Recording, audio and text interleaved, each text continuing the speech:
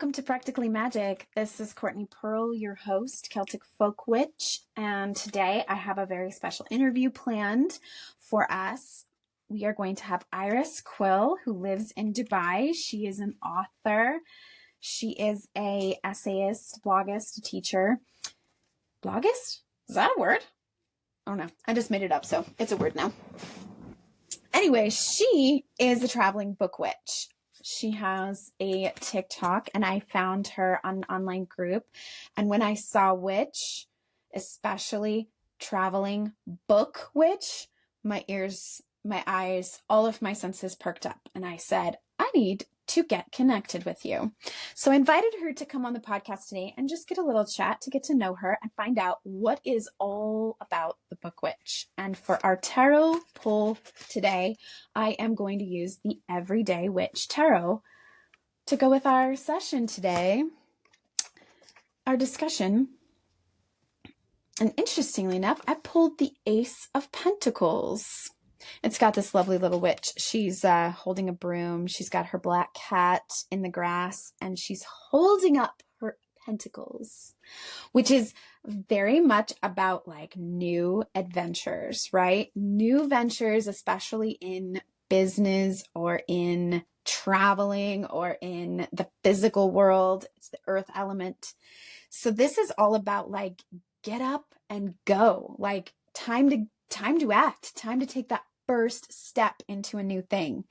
So this is especially powerful for anyone listening today who maybe wants to start a new adventure, wants to travel, wants to start something new.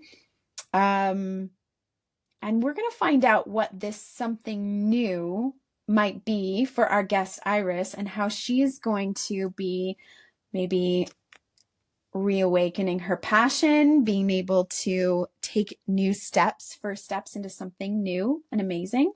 So I will pop on over to our Zoom call and we will get to know Iris Quill today.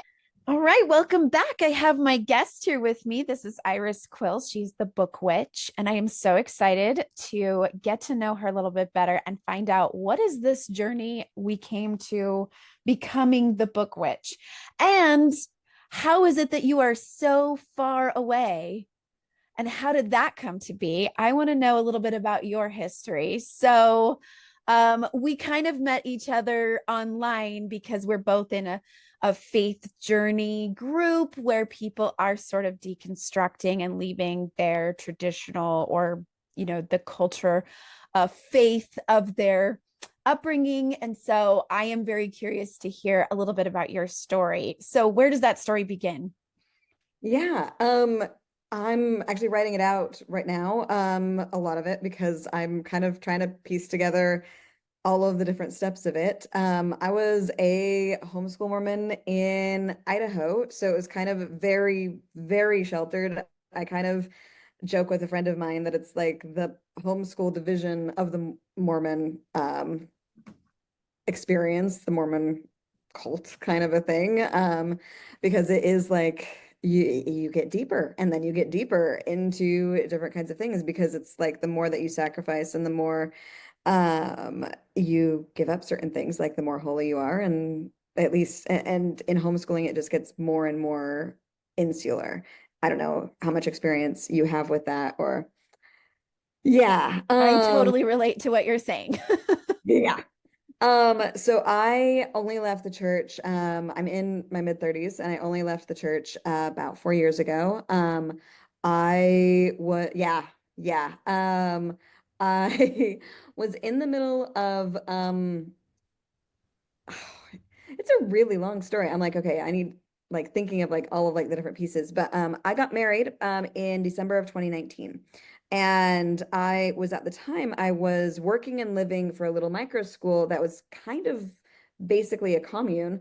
And I was living in a little apartment off the side of the person who owned its house. Later, I like started tearing that apart and realizing that there were a lot of not healthy patterns in that as well, which was super fun.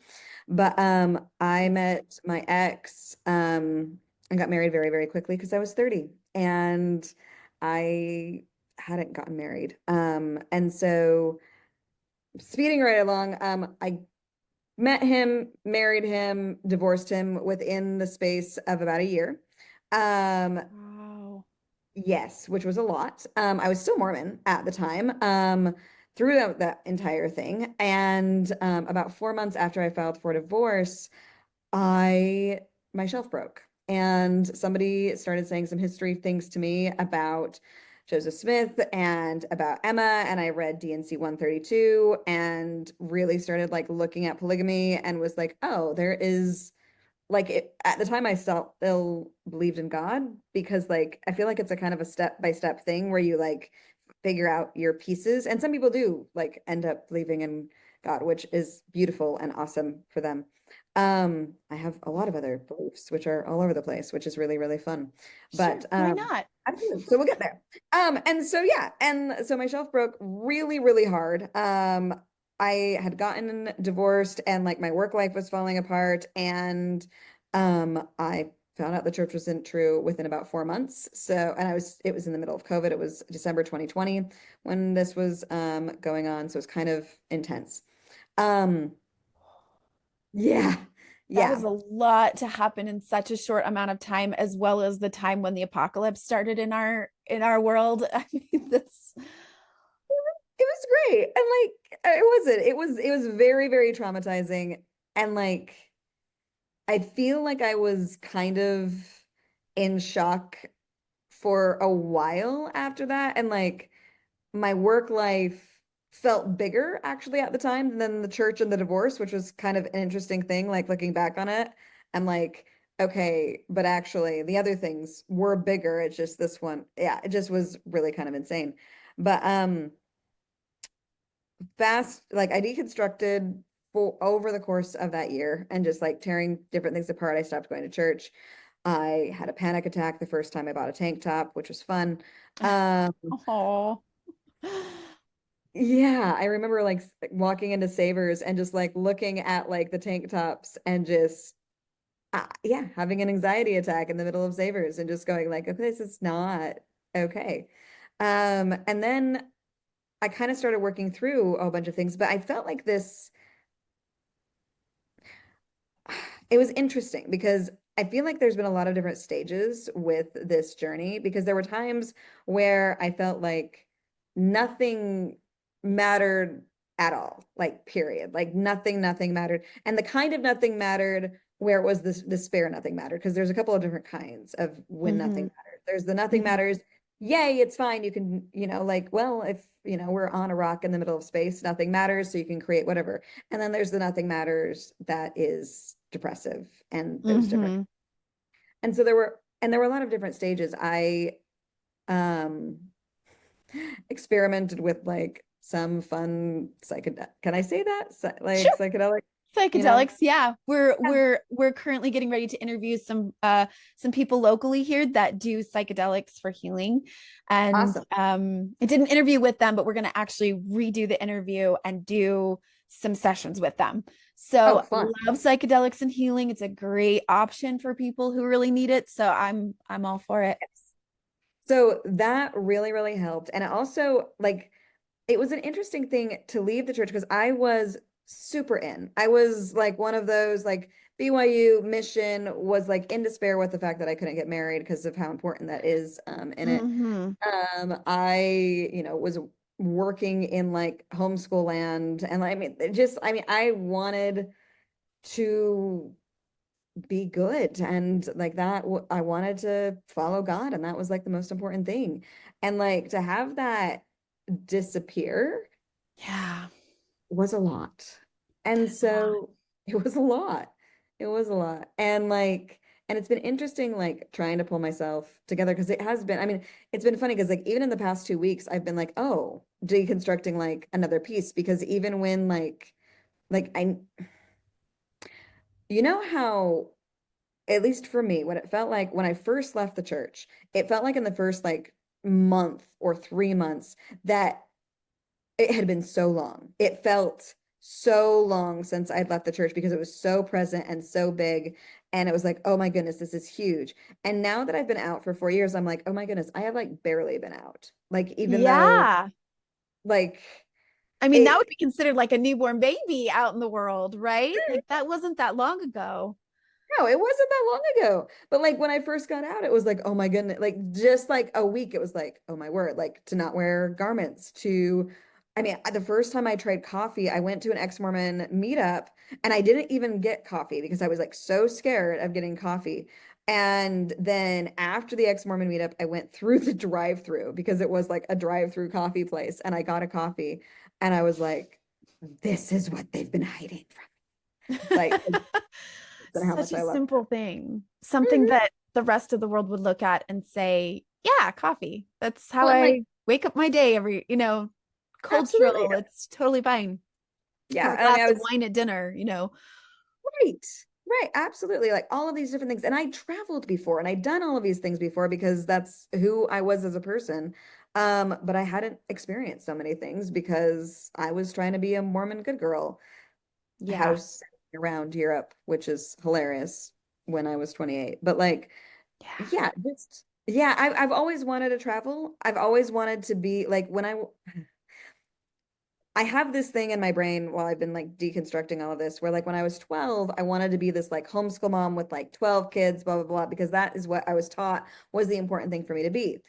But when I look back and I think of like when I was six, I wanted to just like travel around the United States in an RV with like a girl child. There wasn't like a husband, there wasn't a spouse, there wasn't a partner, but like having somebody with me kind of a thing. And now what I am doing is traveling, is international, is building out and going a bunch of different places. And so it's been kind of this really interesting thing to be like, okay, what does bring me joy? What do I really want to be? Because the thing, yeah, I'm a little bit like a little all over the place. I apologize. I know like podcast, this No, is that's this is okay. a We're just really on great this journey with story. you.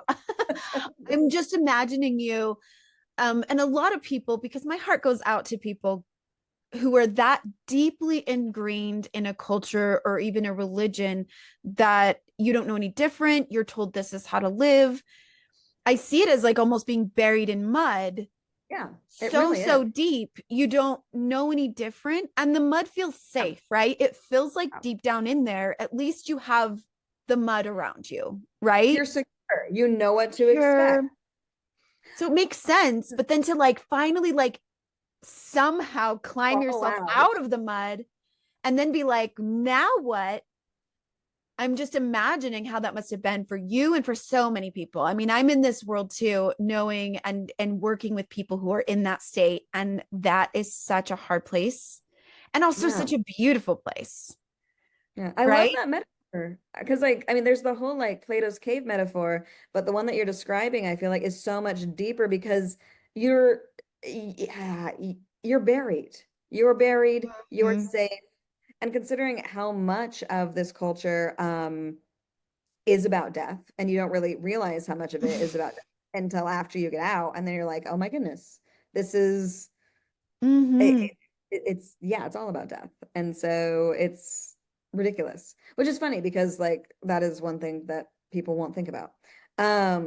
Until yeah. So all of these different things I'd wanted to travel, all of this, and I left the school that I was working at after about 2.5 years. Um, in a yeah, and I went to I'd fallen in love with Austin, Texas. So I actually ended up in Austin, Texas for a year. I house sat my way around Austin, Texas using the Trusted House Sitters app and just like literally stayed in other people's homes and took care of their pets for an entire year. Um, Wow. which is What wild. an adventure. It was. I was recovering a little bit because like I had gotten so burned out and so like I mean between the church and my job and all of these different things, I just yeah, didn't really know what to do with myself. And then about a year and a half ago, I realized that or I'd known for a very long time that I wanted to live abroad. Uh, if I hadn't been in the church, I would have taught abroad in my 20s. But because there was so much focus on get married, get married, get married, and I mean, I went on a church before the age change, so I was like 23, 24, which is ancient at BYU kind of a thing. And so like I didn't feel like I could like do that anymore because like you're supposed to get married and I was already like a crone.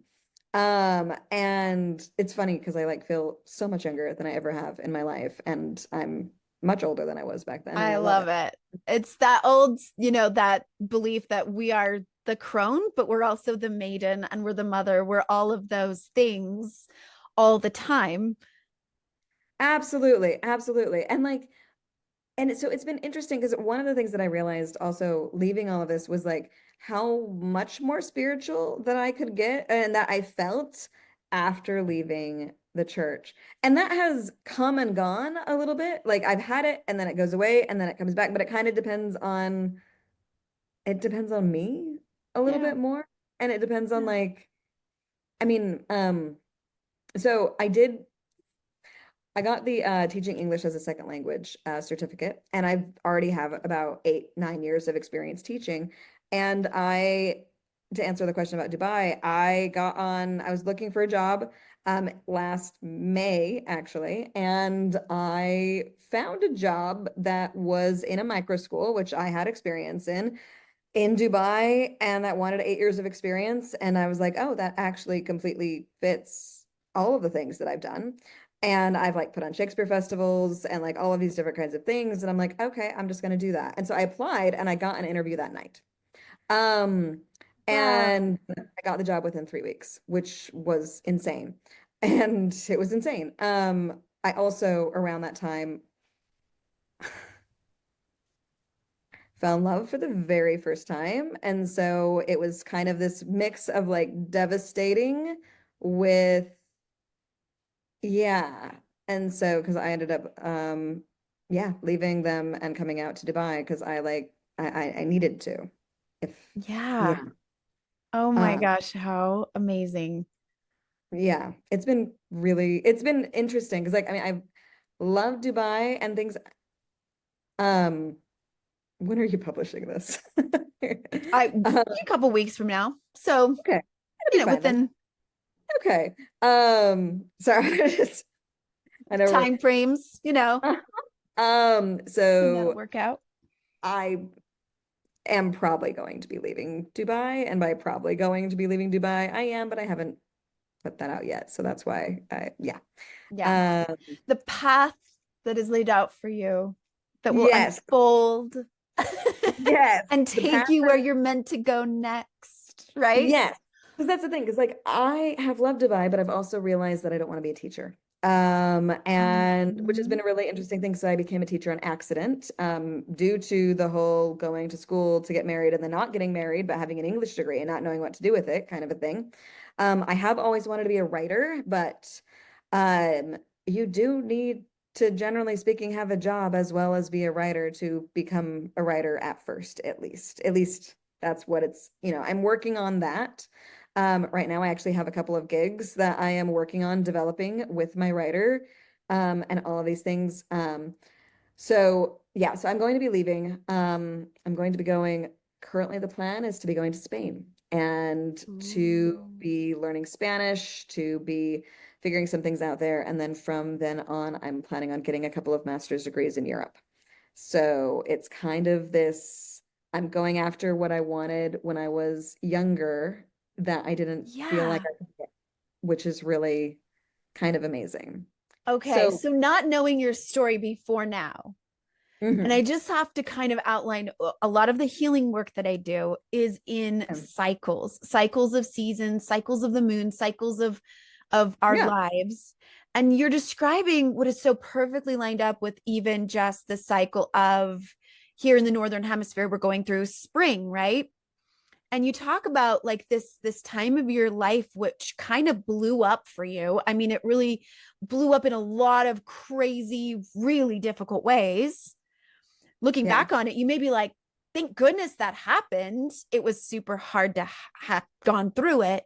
I call those like yeah. mini deaths, right? We're going through like an Oh, egoic absolutely death, was. I felt like I died so many times. die, and part of you has to die in order for that to rebirth. So that's like your wintering season. It's the time where you're going through that dark night of the soul, the parts of you that are like, listen, this is all I've ever known.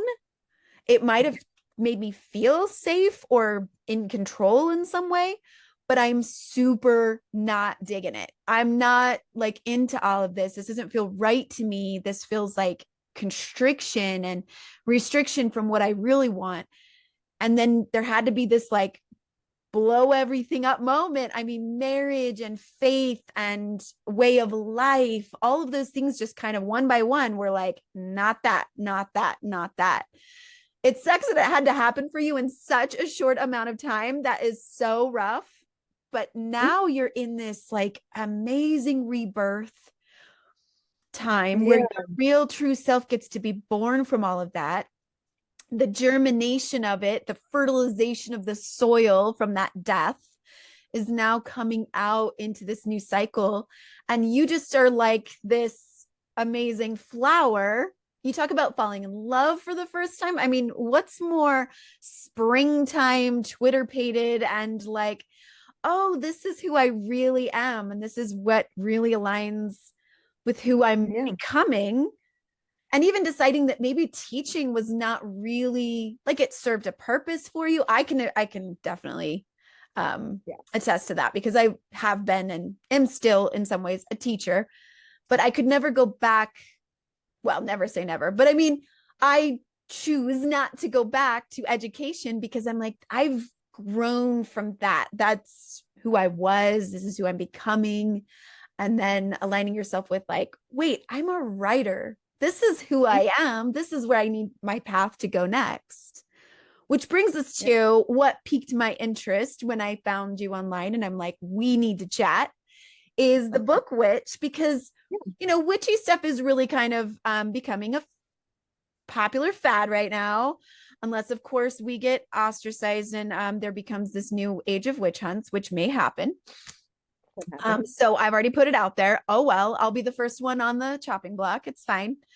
So when the first time that like my producer had started introducing me in networking groups here locally, she's like, "Oh, this is our local witch." And I was a little uncomfortable with the title at first because I'm like, what is this Mormon culture? Even those who aren't Mormon and just are here in Utah, what are they going to think if they hear that? So I want you to just kind of talk to me about where we come to your relationship with that word witch and then Oh how yeah. you're using it to maybe um own that a little bit. Absolutely. So, I came up with the title, The Traveling Book Witch, maybe like at least it was probably about a year and a half ago or 2 years ago. And it's funny because I haven't been, it's one of those like, you know how you discover a name sometimes that you don't like, it's you, but you haven't quite like blossomed into it yet, and you're like still figuring out some I aspects of love it. that. Absolutely. And so like it's something that I have like I have a Substack called The Traveling Book Witch that I am working on I am posting on weekly right now and developing that. And my TikTok is also The Traveling Book Witch. And so I'm like putting those things together. The reason Book Witch, I've loved books my entire life. I have loved, loved, loved books my entire life. I have read and reread. I mean, I joke sometimes that I've read Lord of the Rings 15 times, and it's not really a joke. I've read every book that Ella Montgomery, the writer of Anne of Green Gables, ever wrote that I could find my hands on. I studied English in college. I've read tons of Terry Pratchett. I just reading was like everybody knew that I read and also wrote. I didn't write as much when I was younger, and this has been an interesting thing that I realized recently. So I've been working on a book. I am my I have been working on a book since I was 12 years old. I am currently working on, I've got about 80,000 words, and I have a whole bunch of other books that I'm also like mapping out, but I have this book that I started when I was 12, and I don't think I could finish it until after I left the church because it the message of it is about people who are stuck in fairy tales and they're in a world where fairy tales, they're kind of innocuous. They're kind of like, this is just life. This is how it is. We all know that. Like, if your name happens to be Eleanor and you happen to have like a sick mother, like, I'm so sorry, she's going to die and you're going to become a Cinderella. Like, that's just like, that's the patterning. People know Okay, that that is yeah. going to be your life. Like, if you have 12 siblings, I'm so sorry, this is what is going to happen to you, kind of a thing. And I started writing that when I was 12 years old. Mm. And then when I left the church and I started analyzing it, and I was like, oh, it's because of myth. Because the thing that fascinates me and the realization of what I was about a couple of weeks ago is I had this thought of I am a writer of new myths. I'm a writer of new myths. The things we have so many different stories and so many different narratives, and some of them are good, but a lot of them are keeping us like in these ideas, in these patterns that aren't really necessarily good for us. Kind of, Mm-hmm. the story that I had in my head of like, oh, I'm like the life path that I'm supposed to be on is to like go to BYU, get married, have a million kids. Like that is the thing that you're supposed to do. And that prevented me from living authentically, from living the life that I'm absolutely drawn to, absolutely want to. And I see that in women over and over and over and over again. And a lot of that is from the patriarchal patterning that we've been taught in numerous ways, not just from the Mormon church, but from uh, so many different stories. Like I remember watching, I love media. And so when I talk about myself as a book witch, it is because when I watch something, when I read something, when I look at a story, it is in this analytical and pattern and myth-based way of this is what the concept of this is what this is saying at a root level. And that is what I love to find when I am going through these things. And so as I am deciding that, hey, I am going to be writing, I'm going to be writing out that book and writing out another book about a whole bunch of different like ancient gods discover or waking up and discovering themselves. I'm going to write about magical universities. I'm going to write queer stories. I'm going to like all of these different things that I'm realizing that I need and that I've started doing um in my life as I am building this out. I'm also like ghostwriting for a couple of different people and am accepting like more things as I'm ghostwriting and creating these different things. I also have realized that I am pretty good at helping people like find their stories and see them. Like when I'm talking to people and just like helping people to like recognize their own stories and who they are. So when I call myself the traveling book witch, it is something that I am and something that I am growing into. Currently, my Substack is me analyzing what it took to go from a super conservative Mormon homeschooler to a atheist, pagan, liberal, queer witch. And I'm just step by Yes. We are all here for that. And I'm just going step by step of like what that took, like all of these Mm-hmm. analyzing all of these things. And I mentioned before, like recognizing part of the reason that I hadn't been writing as much, I got, it's funny now because I think of it as a spell, but I got my patriarchal blessing very shortly after I realized that I needed and wanted to be a writer. And I had this fire and this passion in my soul. And I knew that God would also recognize that fire and passion in my soul because I was taught that he cared about us. And I was taught that, like, oh, we're here to fight for him and all of those things. And then I went to get my patriarchal blessing, and I would never have said these words when I was younger, but it was lame. It was incredibly, incredibly boring, cookie cutter lame. It was not, it was long. It was long. But it was long in the way that like a not well done chat GPT can be long, where it was all filler words and all like Yeah. you and all The about meeting rambling and of ram. Yeah, it wasn't anything authority. personal, it wasn't anything real. And Mm-hmm. but I realized that like I took that upon myself so deeply, so much Because I mean, it said the words, at the proper time, you will meet a man that you will love with all of your heart. And I heard those words and was like, what if I miss it? What if I miss it? What if I'm not in the right place? Like at the proper time, what does that even mean? And I like super analyzed that. And like, and it was so, so important. And it's funny because now I'm like, no, I am not getting married. No, that's not a thing that's going to happen. Or if it does, it's not going to be, yeah. Yeah. But And for those who are listening and maybe not sure what we're talking oh, about, the patriarchal blessing is a certain patriarch of the church who has the authority to give a special blessing that you get once in your life, usually when you're very young, and basically maps out your life with a prophecy of what it is you are meant to do or be or whatever that is. I know I waited until I was after I was married to get my patriarchal blessing because I don't know, I just wasn't like ready until I mm, felt ready or whatever that is. So yeah, we've talked on this podcast before episodes of like how curses or spells can take part and play in your life. That can be one of those things that's like, is it that it's a blessing or a curse or a spell, or is it that it's like a self-fulfilling prophecy?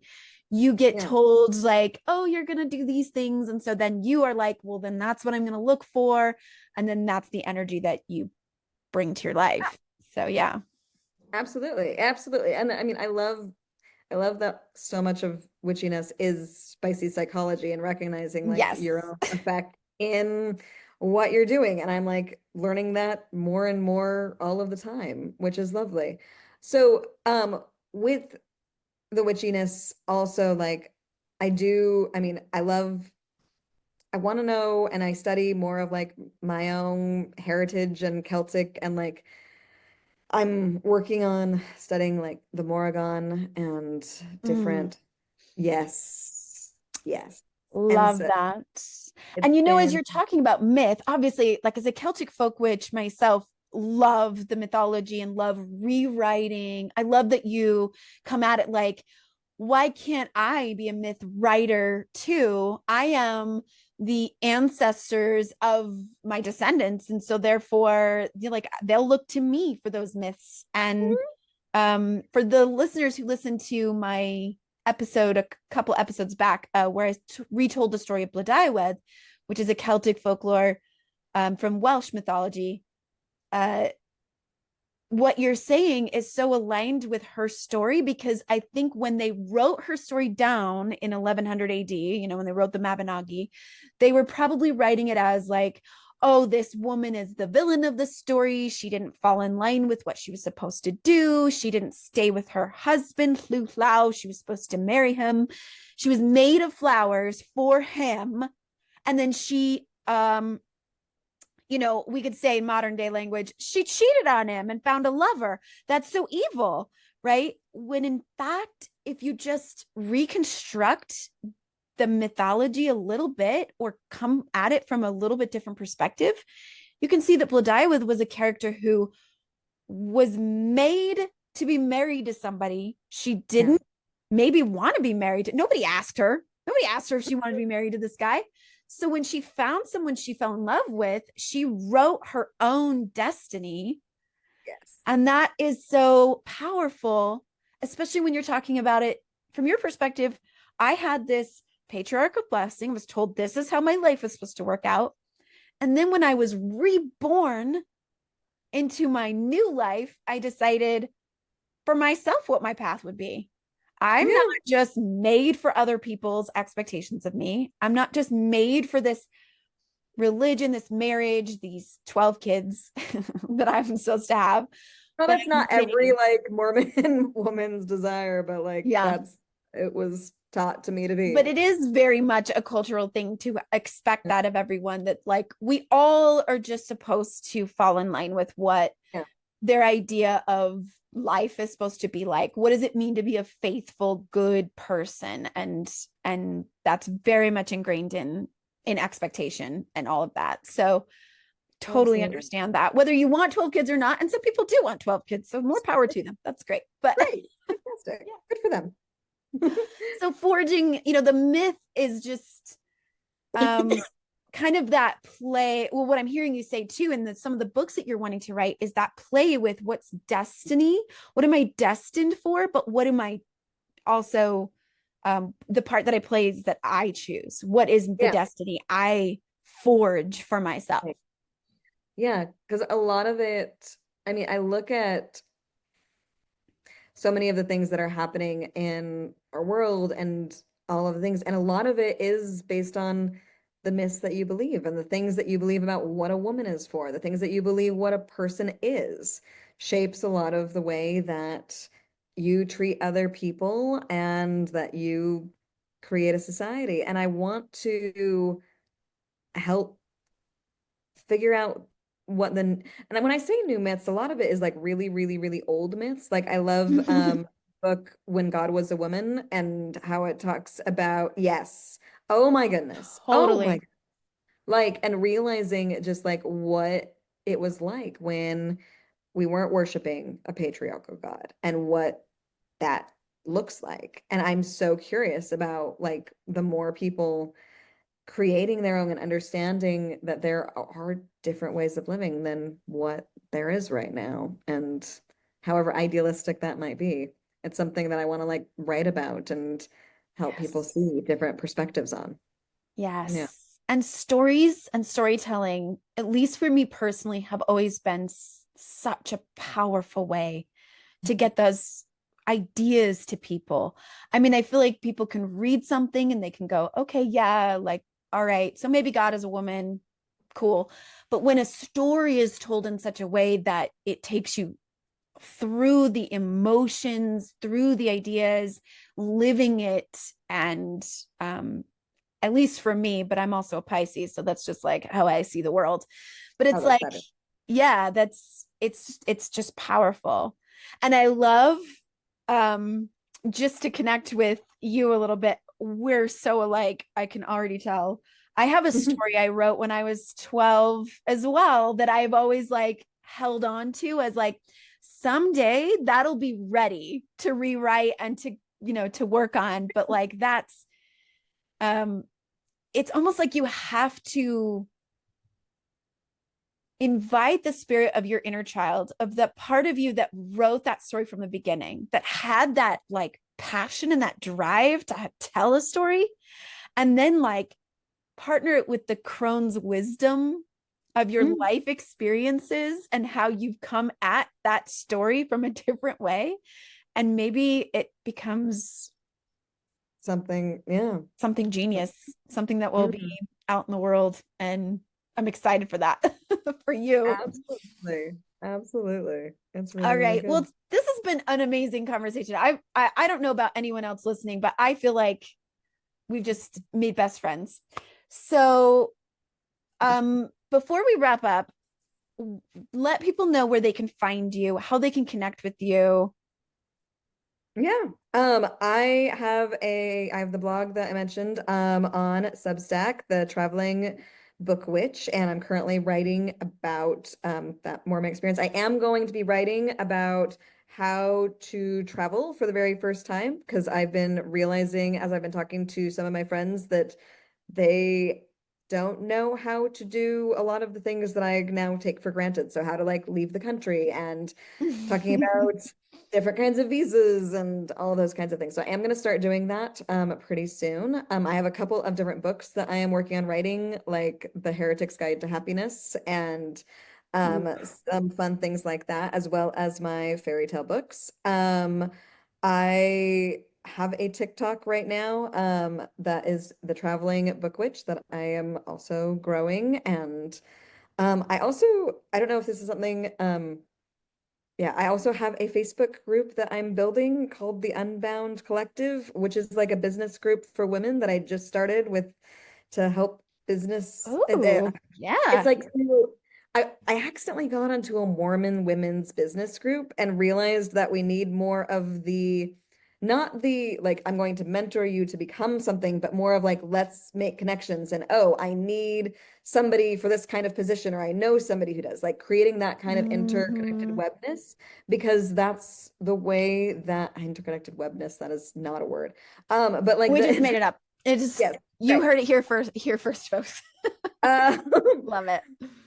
but just because I see and we know how like so many men get jobs simply because of who they know, and we need to build out these Totally. connections between, and especially like as ex-Mormon women, a lot of the time we've lost a lot of financial any kind of thing. We've lost a lot of family. We've lost a lot of connections.